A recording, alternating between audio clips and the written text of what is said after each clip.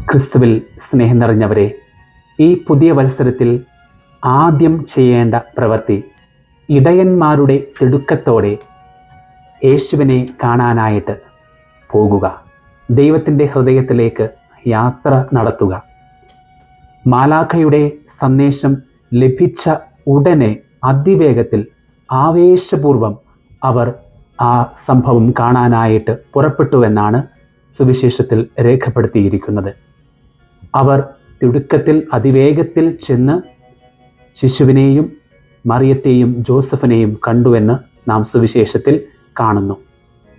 ഇതുപോലെ നമുക്കും തിടുക്കത്തോടെ ദൈവത്തിലേക്ക് യാത്ര ചെയ്യാനായിട്ട് ദൈവം നമ്മോട് ഓരോ ദിവസവും സന്ദേശങ്ങൾ നൽകുന്നുണ്ട് തൻ്റെ വചനത്തിലൂടെ.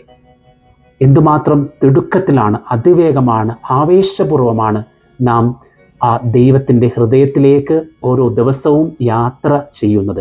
ഇതാണ് ആദ്യത്തെ ഈ പുതുവത്സരത്തിലെ സന്ദേശം. രണ്ടാമതായിട്ട് ദൈവമാതാവിൻ്റെ മനോഭാവമാണ്. ഇന്ന് ലോകത്തേക്ക് നോക്കുമ്പോൾ പുറത്ത് ഒത്തിരിയേറെ ബഹളങ്ങളുണ്ട്, ആഘോഷങ്ങളുടെ ബഹളം. അത് എല്ലാ സ്ഥലത്തും നമുക്കുണ്ട്. ദേവാലയങ്ങളിലും നമുക്ക് കാണാനായിട്ട് സാധിക്കും. നമുക്ക് സന്തോഷിക്കാനായിട്ട് ഇവൻറ്റുകൾ വേണം. ദേവാലയത്തിൽ സംഘടിപ്പിക്കുന്ന ഇവൻറ്റുകളായിക്കൊള്ളട്ടെ, അല്ലെങ്കിൽ പുറമേയുള്ള ഇവൻറ്റുകളായിക്കോട്ടെ, ന്യൂ ഇയറിനെ സന്തോഷിക്കണമെങ്കിൽ നമുക്ക് ഇവൻറ്റുകൾ ആവശ്യമാണ്. എന്നാൽ പരിശുദ്ധ അമ്മ ചെയ്തത് തൻ്റെ ജീവിതത്തിൽ ദൈവം ഇടപെട്ട ഓരോ നിമിഷവും ഹൃദയത്തിലേക്ക് ഇട്ടുകൊണ്ട് ധ്യാനിച്ചുകൊണ്ടിരുന്നു, വചനം ധ്യാനിച്ചുകൊണ്ടിരുന്നു.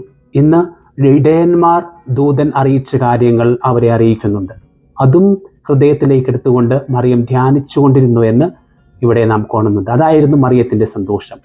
നമ്മുടെ സന്തോഷവും ഇവൻറ്റുകളിൽ, നൈമിഷികമായിട്ടുള്ള സന്തോഷം ലഭിക്കുന്ന ഇവൻറ്റുകളിലായിരിക്കരുത്, മറിച്ച് ദൈവം നമ്മുടെ ജീവിതത്തിൽ ഇടപെട്ട നിമിഷങ്ങളെക്കുറിച്ചുള്ള, ദൈവത്തിൻ്റെ അനുഗ്രഹ നിമിഷങ്ങളെക്കുറിച്ചുള്ള ധ്യാനമാണ് നമ്മുടെ സന്തോഷമായിട്ട് മാറേണ്ടത്.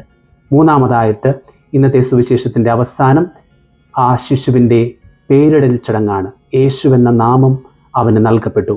യേശുവെന്ന നാമത്തിൻ്റെ ശക്തി തിരിച്ചറിഞ്ഞിട്ടുള്ളവരാണ് നാം. ആ യേശുവെന്ന നാമത്തിൻ്റെ സംരക്ഷണത്തിൽ ആയിരിക്കാനായിട്ട് എപ്പോഴും നമ്മുടെ അധരങ്ങളിൽ ദൈവത്തിൻ്റെ, യേശുവിൻ്റെ നാമം ഉണ്ടായിരിക്കട്ടെ. അങ്ങനെയാകുമ്പോൾ ഈ 3 കാര്യങ്ങളിൽ നാം ശ്രദ്ധ പുലർത്തുമ്പോൾ അതിവേഗത്തിൽ യേശുവിൻ്റെ ഹൃദയത്തിലേക്ക് യാത്ര ചെയ്യുക, ദൈവം നമ്മുടെ ജീവിതത്തിൽ ഇടപെട്ട നിമിഷങ്ങളെക്കുറിച്ച് ധ്യാനിക്കുക, യേശുവിൻ്റെ പരിശുദ്ധമായിട്ടുള്ള നാമം നമ്മുടെ അധരങ്ങളിൽ ഉണ്ടായിരിക്കുക. അങ്ങനെ നമ്മുടെ ഈ ന്യൂ ഇയർ അനുഗ്രഹപൂർണ്ണമായി തീരട്ടെ.